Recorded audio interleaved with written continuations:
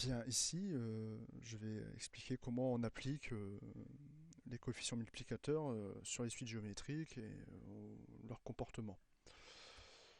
Alors, typiquement, voilà le genre de problème qu'on va tout le temps se poser. J'ai une voiture neuve d'une valeur de 5000 euros et celle-ci, enfin cette valeur, baisse de 15% chaque année. Question, quelle sera sa valeur après 5 ans?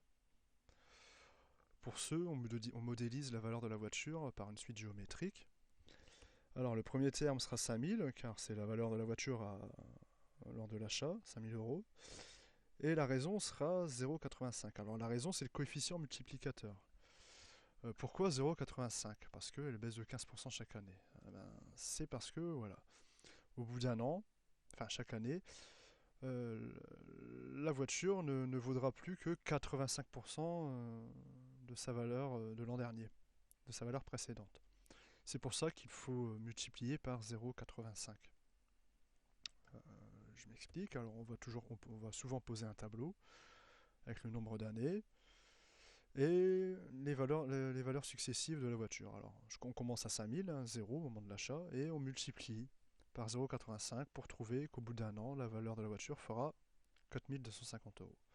Ceci, ainsi de suite. Sachez qu'ici j'ai arrondi à l'unité, donc 0 chiffre après la virgule. Voilà, on peut répondre à notre question, hein. Dans 5 ans, la voiture vaudra 2219 euros.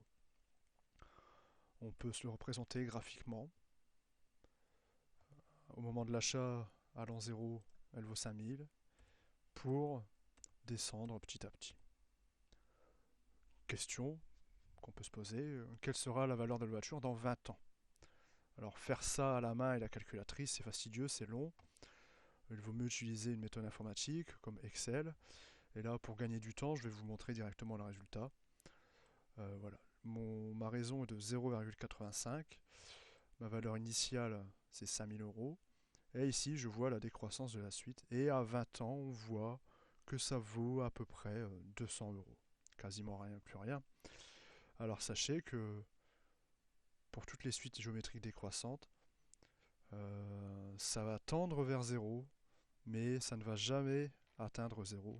On pourra toujours zoomer et voir qu'il y restera un petit chouïa. Alors pour information également, si j'augmente ma valeur de Q, et ben ça décroît moins vite. Bien, maintenant on va voir euh, le cas de l'augmentation. Alors j'ai un timbre de collection qui a une valeur de 2000 euros aujourd'hui, et cette valeur augmente de 5% chaque année. Quelle sera sa valeur dans 20 ans? Alors de la même manière, on modélise la valeur du timbre par une suite géométrique. Le premier terme, c'est 2000. La raison, c'est 1,05. Parce que c'est une augmentation de 5% chaque année. On construit un tableau, année 0, 2000 euros, et on multiplie successivement par 1,05. Là, une fois de plus, j'ai arrondi à la virgule. J'ai arrondi à l'unité, pardon. Donc là, ici, je ne peux pas avoir ma valeur. Je ne vais pas faire mon tableau jusqu'à 20 à la main et à la calculatrice, c'est fastidieux. Je vais utiliser Excel pour vous répondre à la question. C'est assez simple.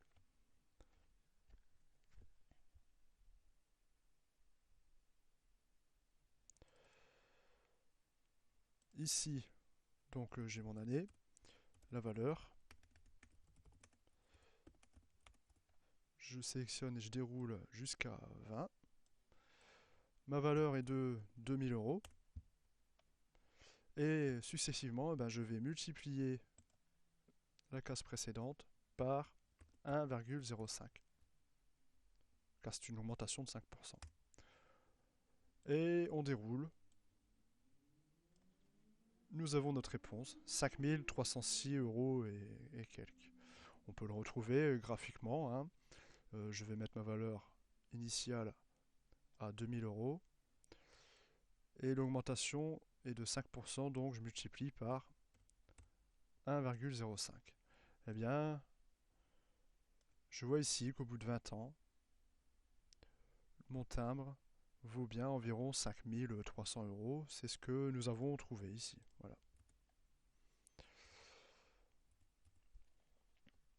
Alors, pour résumer le comportement d'une suite géométrique, euh, on a toujours une suite géométrique possède toujours une raison qu'on appelle Q dans les livres de mathématiciens.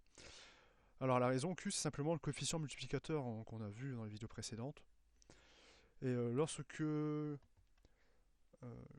coefficient multiplicateur est inférieur à 1, on obtient une suite décroissante, on va le voir ici.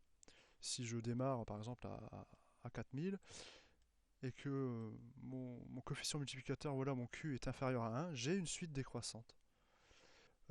Plus il augmente vers 1, plus il tend vers 1, et moins ça décroît rapidement. On a un cas particulier, voilà, lorsqu'on en arrive à... Lorsque Q est égal à 1, nous avons une suite constante. Mais nous ne verrons jamais ça dans les cours. Et lorsque Q devient supérieur à 1, eh ben, notre suite devient croissante. Et on voit généralement que ça croît très très vite. Ça croît plus vite que ça ne décroît en général. Voilà. Pour résumer, Q inférieur à 1 décroissant, Q supérieur à 1 suite croissante.